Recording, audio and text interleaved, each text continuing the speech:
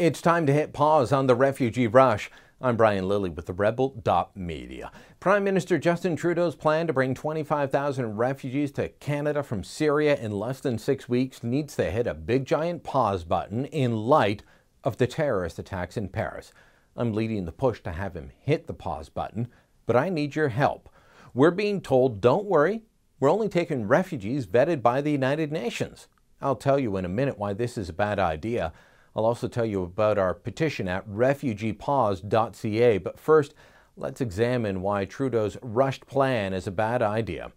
As we've learned since the carnage happened in the City of Lights, at least one of the terrorists entered Europe through Greece. Ahmed Almuhamed is a 25-year-old, or was a 25-year-old, that helped carry out the bloody massacre at the Bataclan concert hall, hunting down and shooting people that tried to hide and flee from the terrorist wrath. He entered Europe from Syria, registered as a refugee in Leros, Greece on October 3rd, and then on November 13th he helped kill 89 people, then blew himself up. In Calais, France, a point where refugees gather trying to get to Britain from France, police have found terror cells. In Germany, the federal police force is investigating 10 different cases of terrorists or war criminals hiding among refugees. More than 40 cases of attempted recruitment have been lodged with state police officials. In Italy, convicted terrorist Ben Nasser Mehdi is arrested in a boat with 200 so-called migrants. And yet, amid all of this, Canadians are told, don't worry, we can bring 25,000 refugees in a matter of days from a civil war zone and terrorist hotspot and not put safety at risk. Our commitment to bringing over 25,000 refugees in no way weakened our resolve to ensure that first and foremost Canadians are kept safe. And security remains a primary concern for the Government of Canada, particularly at this time post the Paris attacks, which have caused a lot of people concern. Concern. Yep, that's one word for it. But the Liberals don't share that concern, do they? I want to play you a couple of clips from CTV's Question Period, their interview with Public Safety Minister Ralph Goodale. First, a clip where host Bob Fife asks Goodale if the UN screens refugees first, as if that makes everything okay.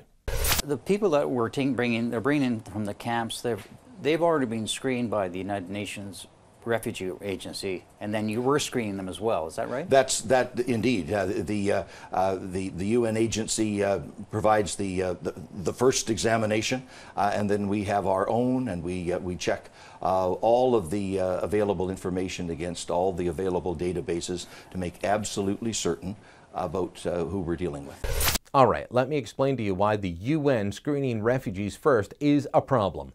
The United Nations has never been able to agree to a definition of terrorism.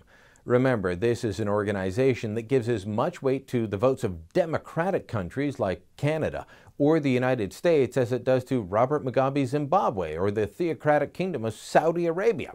So on page 120, section G26 of the UN's Handbook for Processing Refugees, you find this little nugget which says, being part of a terrorist group doesn't mean you can't be a refugee as well. Quote, the fact that an individual is designated on a national or international list of terrorist suspects or associated with a designated terrorist organization should trigger consideration of the exclusion clauses, but will not in itself generally constitute sufficient evidence to constitute or justify exclusion.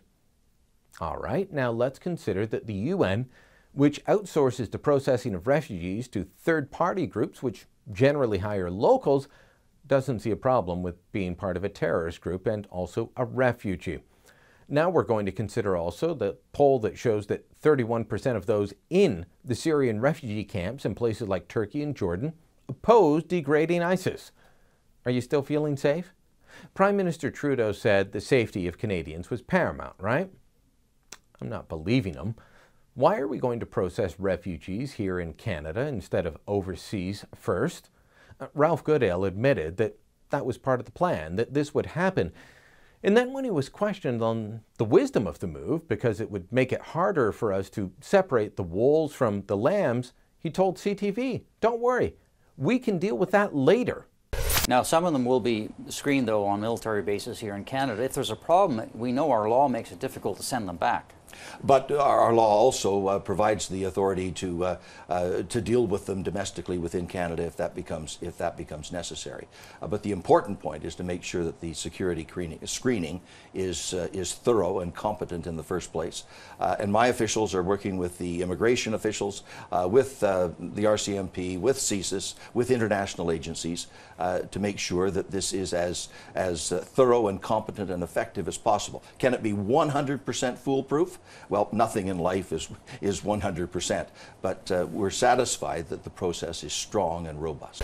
We can deal with them later means we can have potential terrorists or war criminals that we let in alongside legitimate refugees. Well, they can linger in our justice system, in our jails, in our society indefinitely because we will not be able to deport them. Wouldn't it be better to do proper screening overseas and then just bring in legitimate refugees? I'm asking you to sign our petition now at RefugeePause.ca. Even if you really want to help those fleeing war and persecution, shouldn't making sure that Canadians are safe be the first order?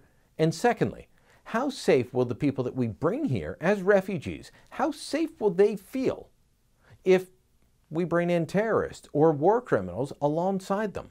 Our experience, having already done this with Rwanda and Bosnia, tells us that the real refugees will continue to live in fear as long as the terrorists walk free among them. Even if those terrorists never actually strike in Canada, they will strike fear into the hearts of the real legitimate refugees. If Justin Trudeau and his Liberal government are serious about this plan, then they need to do it right. They need to hit the pause button. Listen to Saskatchewan Premier Brad Wall, who says don't let quotas or dates determine the outcome. If you think we should hit pause on this plan, that we should wait until the safety of Canadians is assured, then I want you to go to RefugeePause.ca right now and sign our petition.